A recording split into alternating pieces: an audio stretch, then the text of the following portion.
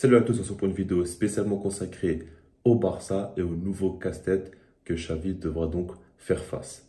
C'est assez fou parce que quand on y pense bien, le Barça cette saison, ils ont quand même connu énormément de blessures et aujourd'hui, ça continue à être le cas.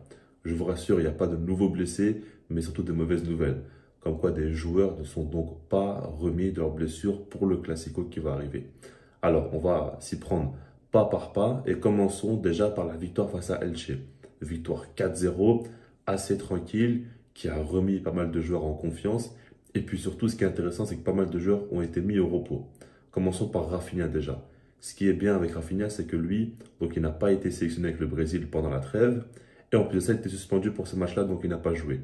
Ça veut dire qu'il a eu quand même 2-3 semaines de repos. Et on espère que pour le Classico, il sera à 200%, évidemment. Ensuite, Sergio Busquets a été mis sur le banc. Franck Kessié est rentré en fin de match, mais pas beaucoup joué non plus. Araujo est sorti vers la fin de match, donc a pu être un peu mis au repos.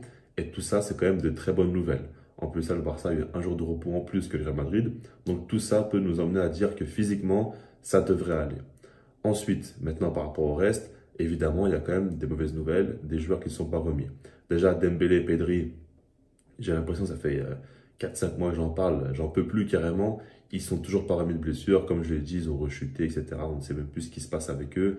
J'ai pas vraiment envie de comprendre. Je sais que Dembélé à l'entraînement, je vois des images, mais il ne revient toujours pas. En tout cas, ils ne sont pas là. Et puis le problème, c'est Frenkie de Jong, qui lui ne sera toujours pas de retour. Et c'est un joueur clé. Parce qu'en l'absence des Pedri, des Dembélé, de tous les joueurs, il a apporté beaucoup au milieu de terrain de par son volume de jeu, de par sa qualité technique, les sorties de balle. Évidemment qu'il est essentiel et que pour moi, cette saison, il a passé un cap et malheureusement, il ne sera pas présent pour ce Classico. Ensuite, Andreas Christensen. Là aussi, c'est une grosse perte. On sait très bien que c'est un de nos meilleurs défenseurs qui est très très bon défensivement. Et puis ici, on parle du fait que face au Real Madrid, ils devront marquer des buts. Évidemment, ils ont un but de retard et du coup, ils vont jouer offensif. Christensen aurait quand même pu faire pas mal de bien défensivement. Maintenant, par rapport à tout ça, il faut trouver des solutions. Comment faire? Alors, vous me direz que défensivement, Christensen n'était pas là au match aller et que dans ce cas-là, on pourrait mettre encore une fois Marcos Alonso. Maintenant, je tiens à tempérer les choses. Alonso a fait un bon match face au Real Madrid, mais dans un système de jeu qui lui convenait très bien. C'est-à-dire que le Barça jouait dans ses 30 mètres, de manière très défensive, de manière très basse sur le terrain. Donc, sa plus grande lacune, qui est la vitesse, n'a pas pu être mis en lumière parce que le Barça jouait très bas et qu'il n'était pas non plus donc visé là-dessus.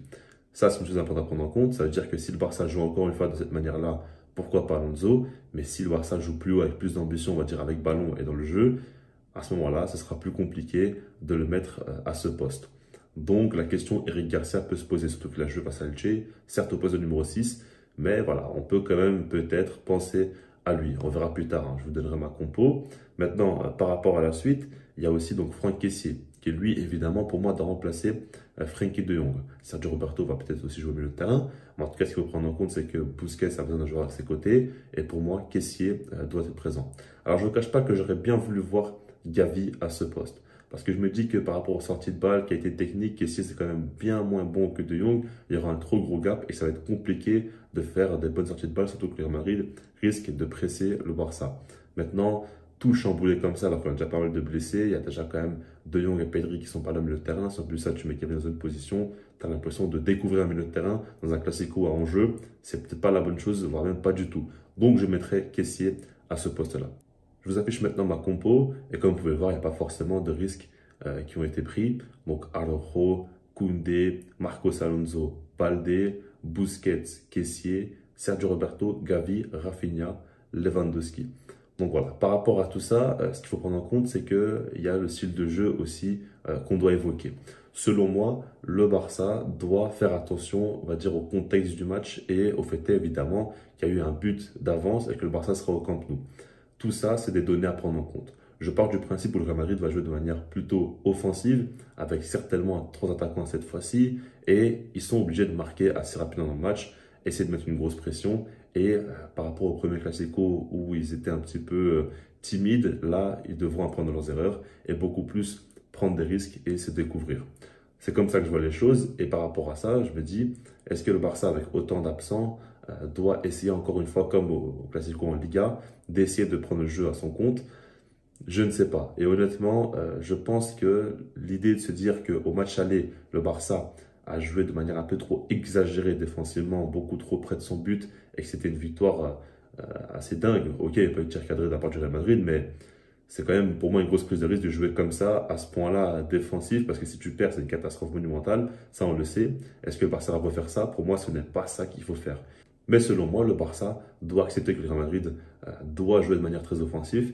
Pourquoi pas garder un petit peu le ballon? Je ne dis pas non plus une grosse possession de balle, mais en tout cas les laisser venir dans le camp des Catalans et ensuite de les prendre en compte avec des joueurs très rapides comme Alejandro Balde sur le côté gauche ou Rafinha sur le côté droit et d'exploiter les espaces. C'est comme ça que je vois les choses et je me dis qu'en fait, si le Barça veut vraiment dominer le match, garder la possession, il y aura beaucoup trop d'espace et avec des comme Rodrigo, comme Vinicius, avec Benzema aussi qui aime bien ce genre de situation, ça peut faire très mal très rapidement et à ce moment-là, tout peut être mis en question. Et par rapport à Alonso, au niveau de sa vitesse, ça va être compliqué, mais Eric Garcia, c'est la même chose, hein. Au niveau de la vitesse, lui aussi peut se faire prendre facilement. Donc sans Christensen, je suis beaucoup moins serein défensivement, personnellement. Et puis sans De Jong aussi, qui fait beaucoup d'efforts, beaucoup d'activités aussi défensives, qui apporte beaucoup d'équilibre. Ça me paraît quand même assez dangereux et par rapport à ça, je me dis qu'il faut trouver un juste milieu. Comme je l'ai dit, pas jouer de la même manière qu'au match aller, mais accepter quelquefois que le Real Madrid ait la possession et essayer d'exploiter des espaces dans le dos des Madrilènes. C'est comme ça que je vois les choses. Après là, je vous dis dans les grands traits, je vous dis vraiment de manière assez caricaturale, mais c'est comme ça que je vois les choses tout simplement. Je sais pas vous ce qu'on pense dans les commentaires. Est-ce que vous êtes d'accord avec ma compo ou non? Après là, je pense qu'on sera d'accord parce que j'ai pas pris beaucoup de risques. Mais en tout cas, par rapport au style de jeu, ou bien peut-être que pour vous, le Barça doit jouer comme en Liga, c'est-à-dire en prenant beaucoup de risques, en prenant le jeu à son compte et en essayant de dominer l'adversaire et de marquer assez rapidement. Donc voilà, je vous laisse là-dessus, sinon moi je vous dis peace.